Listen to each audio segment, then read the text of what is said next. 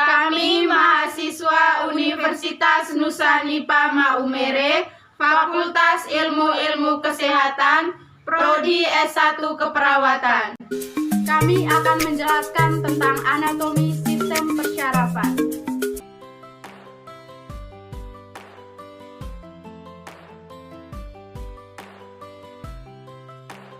Di sini saya akan menjelaskan tentang struktur sistem saraf.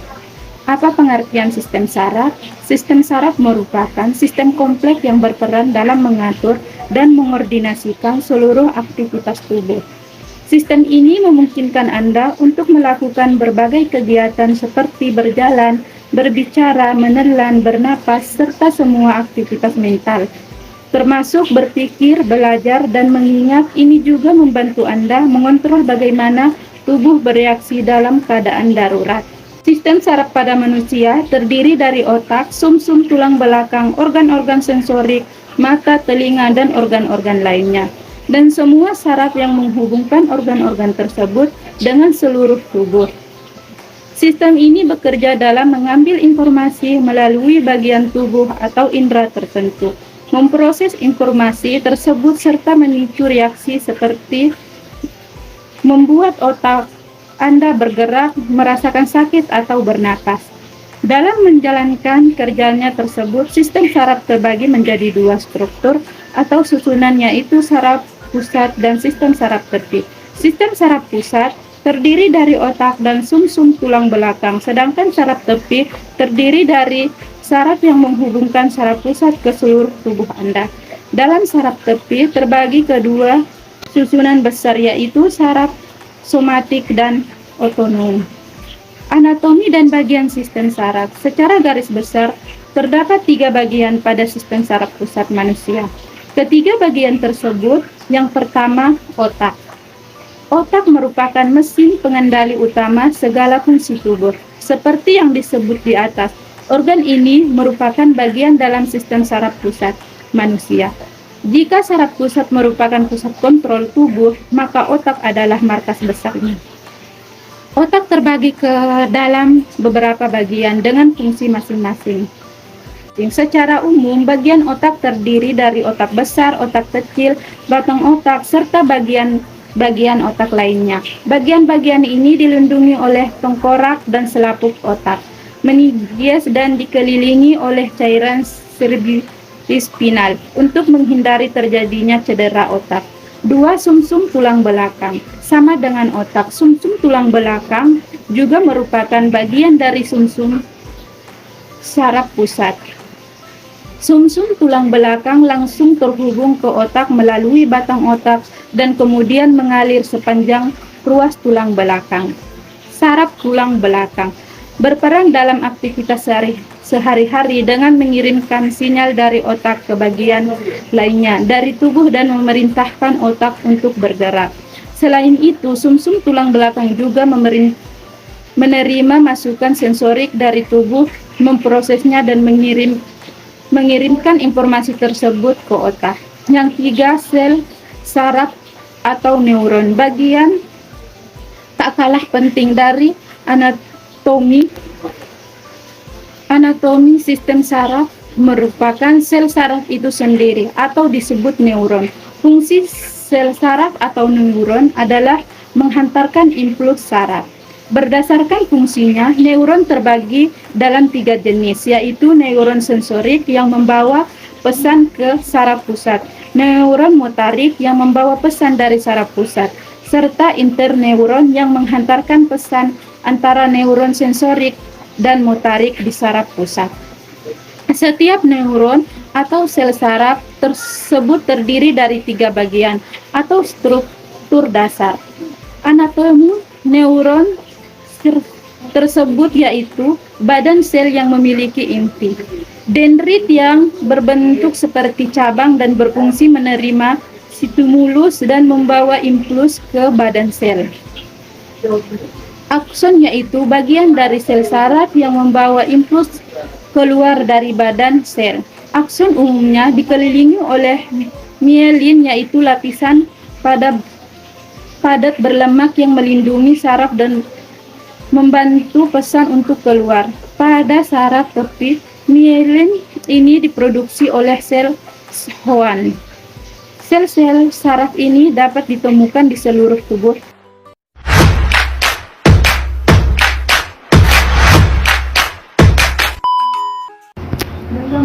2. Sistem parasimpatik. Sistem ini gunanya menjaga fungsi tubuh normal setelah ada sesuatu yang mengancam diri Anda. Setelah ancaman berlalu, sistem ini akan memperlambat detak jantung, memperlambat pernapasan, mengurangi aliran darah ke otot, dan menyempitkan pupil mata. Masing-masing struktur sistem saraf, yaitu saraf pusat dan tepi, menjalankan fungsi yang berbeda. Berikut adalah penjelasannya. Yang pertama, sistem saraf pusat. Sistem saraf pusat yang terdiri dari otak dan sumsum tulang belakang memiliki fungsi untuk menerima informasi atau rangsangan dari semua bagian tubuh, kemudian mengontrol dan mengendalikan informasi tersebut untuk menghasilkan respon tubuh. Informasi atau rangsangan ini termasuk yang berkaitan dengan gerakan seperti bicara atau berjalan, atau gerakan tak sadar seperti berkedip dan bernapas. Ini juga termasuk bentuk informasi lainnya seperti pikiran, persepsi, dan emosi manusia. Yang kedua, sistem saraf tepi. Secara garis besar, fungsi saraf tepi adalah menghubungkan respon sistem saraf pusat ke organ tubuh dan bagian lainnya di tubuh Anda. Saraf pusat ini meluas dari saraf pusat ke area terluar tubuh sebagai jalur penerimaan dan pengiriman rangsangan dari dan ke otak. Masing-masing susunan saraf tepi, yaitu somatik dan otonom, memiliki fungsi yang berbeda. Berikut adalah penjelasan mengenai fungsi dari bagian-bagian sistem saraf tepi. Sistem saraf somatik. Sistem saraf somatik bekerja dengan mengontrol semua hal yang Anda sadari dan secara sadar mempengaruhi respon tubuh seperti menggerakkan lengan, kaki, dan bagian tubuh lainnya. Fungsi saraf ini menyampaikan informasi sensorik dari kulit, organ indera atau otot ke sistem saraf pusat. Selain itu, saraf somatik juga membawa respon keluar dari otak untuk menghasilkan respon berupa gerakan. Sebagai contoh, saat menyentuh termos panas, saraf sensorik membawa informasi ke otak bahwa ini adalah sensasi panas.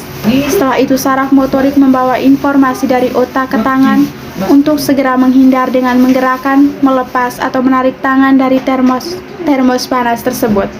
Keseluruhan proses ini terjadi kurang lebih dalam waktu 1 detik. Sistem saraf otonom. Sebaliknya, sistem saraf otonom mengontrol aktivitas yang Anda lakukan secara tak sadar atau tanpa perlu memikirkannya. Sistem ini terus-menerus aktif untuk mengatur berbagai aktivitas seperti bernapas, detak jantung, dan proses metabolisme tubuh. Ada 2 bagian dari saraf ini. Yang pertama, sistem simpatik.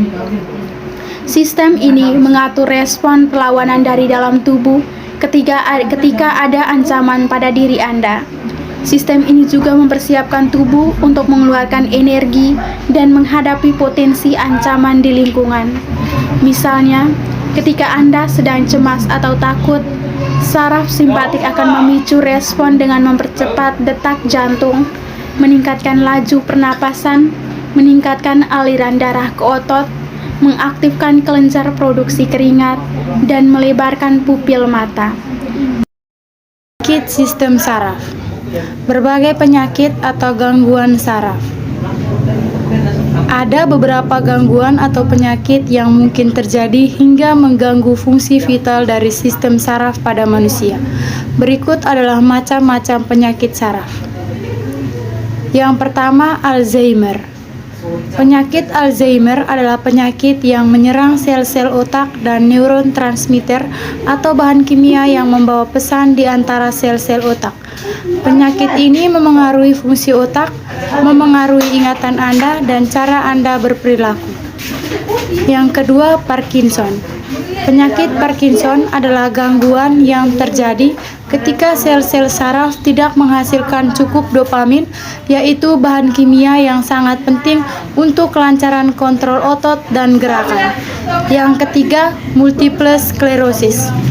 Multiple sklerosis adalah penyakit kronis yang memengaruhi saraf pusat. Kondisi ini ditandai dengan adanya kerusakan pada selubung pelindung atau mielin yang mengelilingi serabut saraf di otak dan sumsum tulang belakang. Yang keempat, Bell's palsy. Bell's palsy adalah kondisi lemah atau lumpuh tiba-tiba pada satu sisi wajah. Ini disebabkan karena adanya saraf di wajah Anda yang meradang. Biasanya kondisi ini hanya sementara dan bisa pulih dalam jangka waktu tertentu. Yang kelima, epilepsi.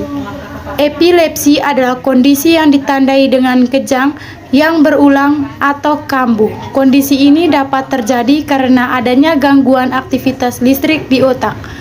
Yang keenam, ensefalitis. Ensefalitis merupakan penyakit infeksi yang ditandai dengan munculnya peradangan pada jaringan otak. Sama seperti meningitis, penyakit ini juga disebabkan oleh infeksi virus. Yang ketujuh, tumor otak. Tumor otak adalah gumpalan sel abnormal yang tumbuh di otak. Gumpalan ini bisa jinak, tetapi bisa juga ganas atau kanker otak. Kondisi ini bisa merusak otak Anda dan tidak dapat menjalankan fungsi normalnya. Yang kedelapan, cedera otak dan tulang belakang. Cedera otak adalah cedera terkait otak yang memengaruhi seseorang secara fisik, emosional, dan sikap. Ada dua bentuk cedera yang mungkin terjadi, yaitu cedera traumatik dan non-traumatik. Adapun stroke merupakan salah satu bentuk cedera non-traumatik yang mungkin terjadi. Serupa dengan cedera otak, cedera tulang belakang adalah kerusakan pada sumsum tulang belakang hingga menyebabkan hilangnya fungsi perasaan dan mobilitas tubuh cedera.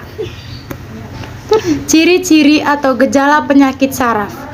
Kerusakan saraf akibat gangguan atau penyakit tertentu menyebabkan bekas luka atau lesi di sistem saraf Anda. Ini berarti neuron Anda sudah tidak dapat lagi mengirim sinyal ke seluruh tubuh Anda dengan benar. Adapun kondisi ini dapat menimbulkan berbagai gejala atau ciri-ciri, yaitu sakit kepala, penglihatan buram, kelelahan, mati rasa atau kesemutan, bagian tubuh tertentu bergetar atau tremor, hilang ingatan,